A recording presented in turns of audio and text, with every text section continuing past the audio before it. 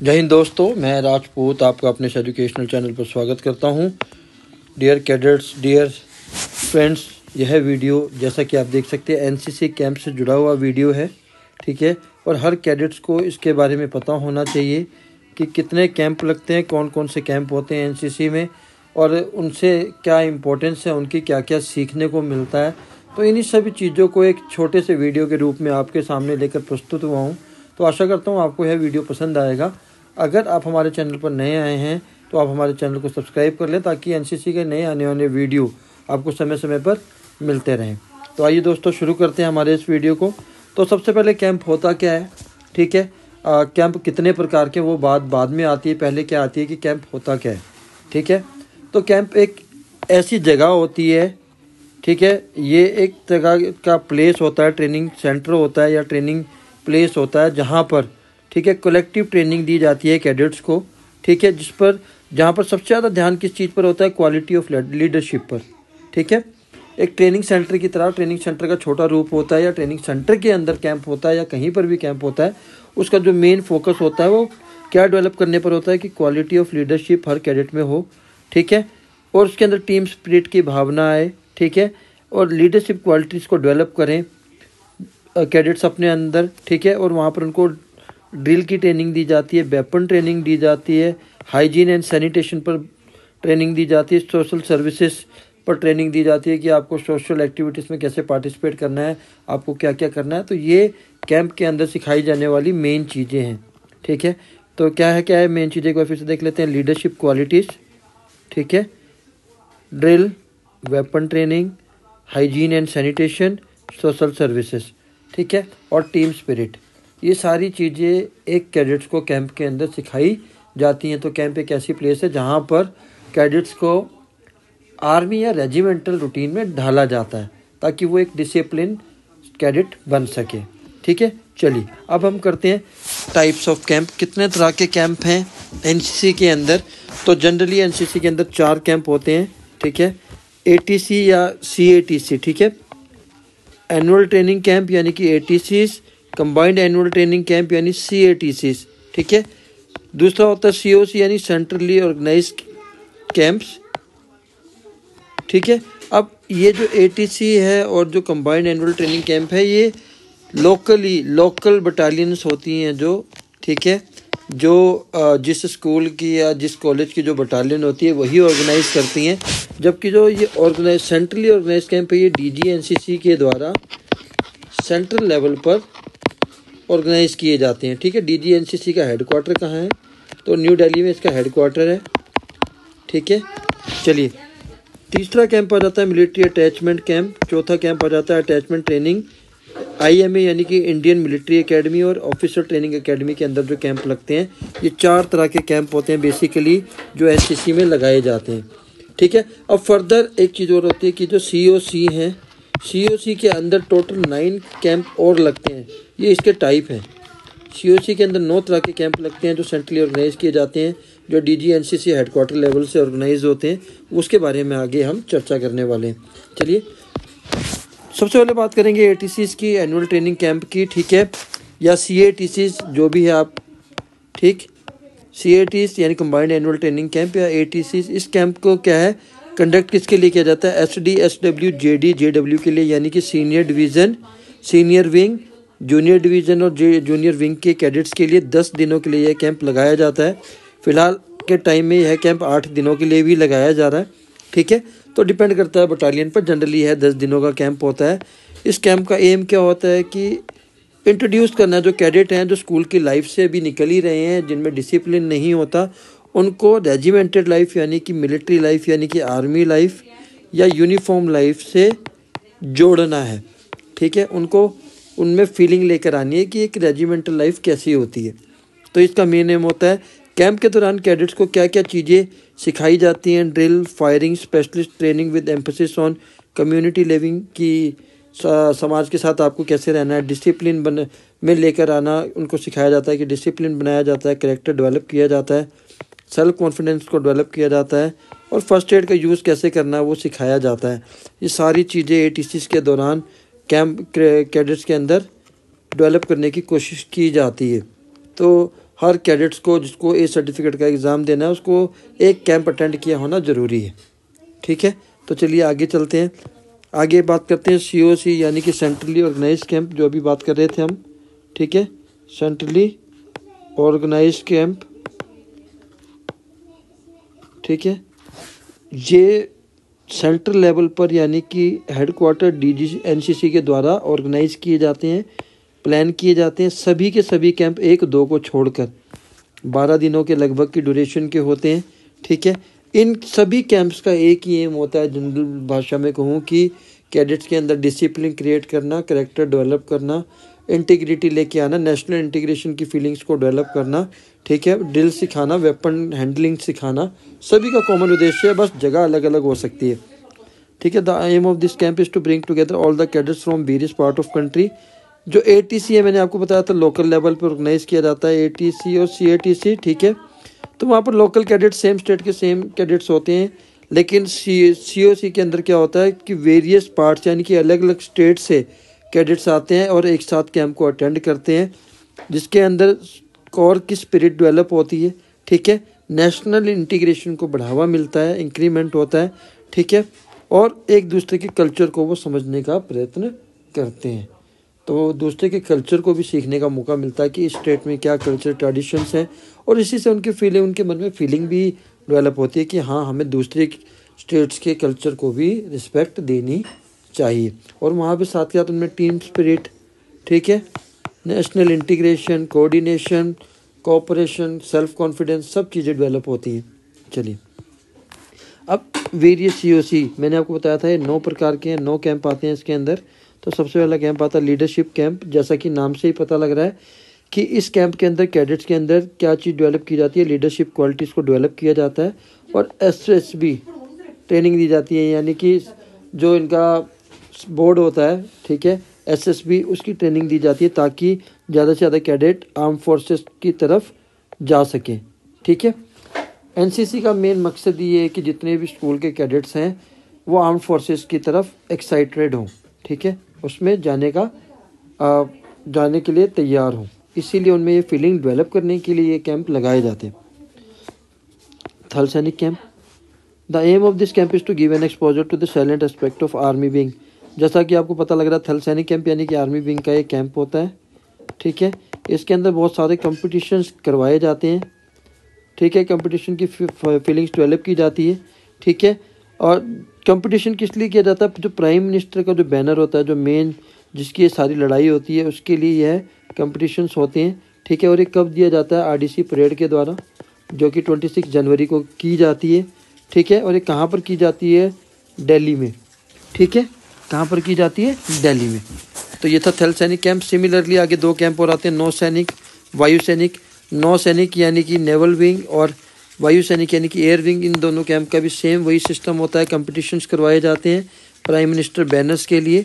ठीक है, दोनों के अंदर इससे भी जितने कैंप लगते हैं, इनका मेन मकसद क्या होता है, जो RDC परेड के दौरान जो PM बैनर, प्राइम मिनिस्टर जो बैनर जीतने वाले पोजीशन पार्टी को मिलता है, वो बैनर के लिए लड़ाई है सारी। तो इसके अंदर क्या है, नेवी के अंदर नेवी के रहन सहन का तरीका सिखाया जाता है, ट्रेनिंग दी जाती है। वायु में एयर विंग की ट्रेनिंग दी जाती है, और थल में आर्मी की। ठीक है, मेन जो लड़ाई है वो प्राइम मिनिस्टर बैनर की है। चलिए, रिपब्लिक डे कैंप सबसे इम्पोर्टेंट। RDC मैक्सिमम जितनी भी लड़ाई है, वो जितने भी कैंप है उसके अंदर RDC और एक NIC नेशनल इंटीग्रेशन कैंप, एक भारत श्रेष्ठ भारत कैंप, वो आगे हम पढ़ेंगे। ये दोनों बहुत इंपॉर्टेंट हैं, क्योंकि रिपब्लिक डे परेड कैंप आपको पता है, जो इसके अंदर जाता है उसको एक अलग से सर्टिफिकेट मिलता है, जिसकी एक अलग ही वैल्यू होती है। ठीक है, उनको प्राइम मिनिस्टर्स के साथ मिलने का मौका मिलता है, प्राइम मिनिस्टर के साथ मिलने का मौका मिलता है, गार्ड ऑफ ऑनर देने का मौका मिलता है। तो ये बहुत इंपॉर्टेंट है। ठीक है, ये सारी एक्टिविटीज़ को कंबाइंड कर एक कैंप लगाया जाता है। ठीक है, कहाँ पर लगता है, गैरिसन परेड ग्राउंड में, दिल्ली कैंट में। ठीक है, कब से कब तक लगता है, 1 जनवरी से 29 जनवरी। इसलिए कई बार क्वेश्चन भी आ जाता है कि RDC कैंप कितने दिनों का होता है, तो 29 डेज़ का होता है। ठीक है, जो कैडेट स्टेट से डिफरेंट स्टेट से सिलेक्ट होकर यहाँ पर आते हैं, या यूनियन टेरिटरी से सिलेक्ट होते हैं, कैंप को अटेंड करते हैं। ठीक है, किसके अकॉर्डिंग, जो DG NCC वैकेंसी देता है स्टेट वाइज की, स्टेट से इतने कैडेट उनको चाहिए RDC के लिए, उसी के अकॉर्डिंग सिलेक्शन होकर वो आते हैं। ठीक है, जो कैंप का इनॉग्रेशन होता है वो हमारे माननीय वाइस प्रेसिडेंट के द्वारा किया जाता है, ठीक है। और ये जो आरडीसी परेड है कब ख़त्म होती है? प्राइम मिनिस्टर की रैली के साथ, जो कि 28 जनवरी तक चलती है, ठीक है। ड्यूरिंग द कैंप जो हमारे माननीय रक्षा मंत्री, माननीय रक्षा राज्य मंत्री और चीफ मिनिस्टर दिल्ली के, उनके भी विजिट को ऑर्गेनाइज़ किया जाता है। साथ ही साथ किनका विजिट ऑर्गेनाइज़ किया जाता है? जो कि भी तीनों सेनाओं के जो भी चीफ होते हैं उनके भी विजिट को ऑर्गेनाइज़ किया जाता है आरडीसी के दौरान, ठीक है। चलिए, during the RDC various competitions are conducted among the 17 NCC directorate, ठीक है। मेरे एक वीडियो में मैंने ये भी बता रखा है कि एनसीसी की 17 डायरेक्टरेट्स हैं, ठीक है। और ये लोगों में जो लोटस लगे होते हैं वो भी 17 लोटस हैं, जो एक डायरेक्टर, हर लोटस एक डायरेक्टरेट को रिप्रेजेंट करता है, ठीक है। और जितने भी कंपटीशंस होते हैं पहले ही बता चुका हूँ, वो प्राइम मिनिस्टर बैनर के लिए लड़े जाते हैं। फिर ये 17 डायरेक्टरेट में से, ठीक है, डीटीज में से एक डीटी जो टॉप में जिनका प्रदर्शन अच्छा होता है वो विनर डायरेक्टरेट घोषित किया जाता है, उनको प्राइम मिनिस्टर बैनर दिया जाता है, ठीक है। जो कंपटीशन लड़े जाते हैं वो कहाँ कहाँ होते हैं? गार्ड ऑफ ऑनर में होते हैं, ठीक है। ड्रिल में कंपटीशन होता है, राजपथ कंटीजेंट में होता है, प्राइम मिनिस्टर की रैली में कंपटीशन होता है, ठीक है। नेशनल इंटीग्रेशन अवेयरनेस प्रोग्राम चलाए जाते हैं, लाइन एंड फ्लैग एरिया का कंपटीशन है, कल्चरल कंपटीशन है, ठीक है। एरो मॉडलिंग है, शिप मॉडलिंग है, बहुत सारे कंपटीशन आरडीसी के दौरान ऑर्गेनाइज किए जाते हैं। तो जो डायरेक्टरेट सबसे बेस्ट करता है उसी को टॉप डायरेक्टरेट की पोजीशन दी जाती है। तो आरडीसी, ये था आरडीसी कैंप, ठीक है, बहुत इंपॉर्टेंट है। चलिए, अब आते हैं एक भारत श्रेष्ठ भारत कैंप, जिसको नेशनल इंटीग्रेशन कैंप NIC कहा जाता है। National integration camps are conducted on all India basis, ठीक है। इसका मेन मकसद भी क्या है कि जो दूसरी स्टेट्स के जो कल्चर हैं, ठीक है, कैडेट्स उनको आके सीखें दूसरी स्टेट के, जिससे नेशनल इंटीग्रेशन की भावना डेवलप हो, ठीक है। राष्ट्रीय एकता की भावना को बढ़ावा मिले, ठीक है। दूसरे स्टेट्स के कैडेट आके एक साथ रहते हैं और काफ़ी चीज़ें सीखते हैं, तो यही चीज़ इसमें बताई गई है। National integration camps are conducted on all India basis with representation from each region, हर रीजन से आते हैं। Help to integrate the diversity among various states of India, ठीक है। India is the city of country of the diversities, तो हर कोई चीज़ आके सीखे। स्पेशल इंटीग्रेशन कैंप्स होते हैं, ठीक है, हेल्ड किए जाते हैं कहाँ पर? जो रिमोट और बॉर्डर एरियाज में होते हैं, जहाँ पर रहना बहुत मुश्किल होता है, वहाँ पर भी कैंप को ऑर्गेनाइज़ किया जाता है, इंटीग्रेशन कैंप को, ताकि कैडेट्स को ये पता चले कि उस एरिया के जो सिटीजन है वो कैसे रहते हैं, ठीक है। इन जो कैंप्स का ड्यूरेशन होता है वो 12 दिन होता है। SW, SD, JD और JW के लिए यह कैंप ऑर्गेनाइज किए जाते हैं। चलिए, SSB स्क्रीनिंग, ठीक है। तो service selection board SSB screening camp SD boys और SW गर्ल्स के लिए कंडक्ट किया जाता है, ठीक है, ये ध्यान रखना है, ठीक है। कहाँ पर? OTA के अंदर, ऑफिसर ट्रेनिंग एकेडमी के अंदर लगाया जाता है। और ये सेंट्रली ऑर्गेनाइज कैंप होते हैं, यहाँ पर डिफरेंट स्टेट के हर रीजन से कैडेट आते हैं। और इसका जो एम होता है वो प्रिपेयर करना होता है कैडेट को, ताकि उनका सिलेक्शन हो सके आर्म फोर्सेस के लिए, ठीक है। जैसा कि आपको पता है CDS या NDA देने के बाद SSB देना पड़ता है, तो उसकी प्रिपरेशन के लिए भी यह कैंप इम्पोर्टेंस रखता है। रॉक क्लाइंबिंग, जैसा कि आप पिक्चर देख सकते हैं, रॉक क्लाइंबिंग कैंप में बच्चों को, कैडेट्स को रॉक जो बेसिक एलिमेंट्री वो होती हैं, चीज़ें होती हैं, वो सिखाई जाती हैं, ताकि उनके अंदर कौन कौन सी स्पिरिट डेवलप हो, एडवेंचर की, लीडरशिप क्वालिटीज़, टीम स्पिरिट और फिजिकल फिटनेस उनमें डेवलप हो। तो ये सब चीज़ें कहाँ पर सिखाई जाती हैं? रॉक क्लाइंबिंग के अंदर, ठीक है। और इसके अंदर एक चीज़ और इंक्लूड की जाती है, स्टेमिना को डेवलप करना, एंड्योरेंस को डेवलप करना, किसके बीच? कैडेट्स के बीच। तो ये रॉक क्लाइंबिंग कैंप भी बहुत इंपॉर्टेंट कैंप होता है। तो आशा करता हूँ अभी तक आपको यह वीडियो पसंद आ रहा होगा। अगर आपको यह वीडियो पसंद आ रहा हो तो प्लीज़ इसको लाइक सब्सक्राइब करना ना भूलें, और हमारे चैनल को अगर अभी तक आपने सब्सक्राइब नहीं किया है तो उसको सब्सक्राइब कर लें। चलिए, आगे आता है ऑल इंडिया ट्रैकिंग। ये कैंप क्या है कि जो कैंप कंडक्ट किए जाते हैं DGNCC के अंडर किए जाते हैं, ठीक है, जितने भी कैंप हैं, ठीक है। This tracks are conducted by designated state directorates, ठीक है, स्टेट डायरेक्टरेट्स के द्वारा जिनको डेजिग्नेटेड किया गया था वो लगाते हैं इस कैंप्स को, ठीक है। ये कैंप किस लिए लगाए जाते हैं? कैडेट्स को जागरूक करने के लिए कि uniqueness and rich culture diversity of India के बारे में उनकी जागरूकता को बढ़ाने के लिए, कि भारत में अलग अलग कल्चर हैं, ठीक है, विभिन्नताएं हैं, और वो सभी अपने आप में एक अलग हैं और अपना एक अलग महत्वपूर्ण स्थान रखती हैं। उसके बारे में जागरूक करने के लिए ये ऑल इंडिया ट्रैक कैंप लगाए जाते हैं। ये कैंप 10 दिन का होता है, जबकि ये भी COC है। मैंने आपको बताया था कि सभी COC 12 दिनों के लिए लगाए जाते हैं, एक्सेप्ट 1 और 2, तो ये उनमें से एक है। ये जो ट्रैकिंग कैंप है इसका एम क्या होता है, वही सारी चीज़ें, एडवेंचर को, स्पिरिट को डेवलप करना, लीडरशिप की क्वालिटी को डेवलप करना, स्टेमिना डेवलप करना, सेल्फ कॉन्फिडेंस को बढ़ाना, टीम स्पिरिट को बढ़ाना, ये सारी चीज़ें हैं। सभी कैंपस के वही हैं। भारत के जो विभिन्न राज्यों के जो कस्टम है, जो कल्चर है, उसके प्रति रिस्पेक्ट को डेवलप करना, तो ये ऑल इंडिया ट्रैकिंग कैंप की एम है। चलिए, थर्ड आता है मिलिट्री अटैचमेंट कैंप। जैसा कि नाम बता रहा है, ये कैंप भी 12 दिनों के लिए होता है, ठीक है।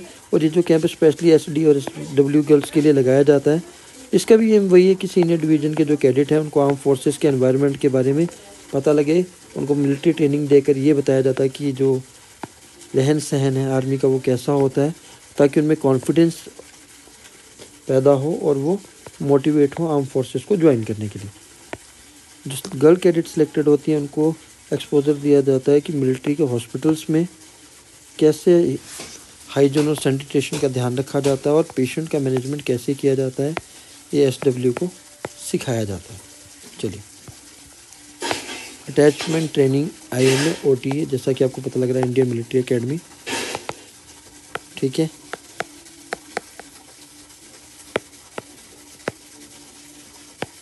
और ऑफिसर ट्रेनिंग एकेडमी, ये जो कैंप ये भी 12 दिन के लिए लगाए जाते हैं। किन के लिए लगते हैं, वही SD SW कैडेट्स के लिए लगते हैं, ठीक है। इसकी जो ट्रेनिंग शेड्यूल की जाती है वो किसके साथ मिलकर कंसल्ट करके की जाती है, IMA और OTA के साथ। इसका जो एम होता है वही exposure the cadets to the training important at IMA OTA not to motivate them to join the forces as commission officers. ये जो कैंप होता है इनका जो मेन एम होता है कि जो कैडेट्स हैं वो मोटिवेट हो किस लिए, कमीशन्ड ऑफिसर बनने के लिए, लाइक मेजर रैंक। तो ये कैंप बहुत इंपॉर्टेंट होते हैं, स्पेशली SD और SW कैडेट्स के लिए। तो प्यारे cadets, dear friends and dear viewer, this was the video, hope you enjoyed it. अगर आपको अच्छा लगा तो हमारे चैनल को सब्सक्राइब करें और हमारे इस वीडियो को ज़्यादा से ज़्यादा लाइक, शेयर और कमेंट करना ना भूलें। जय हिंद, जय भारत।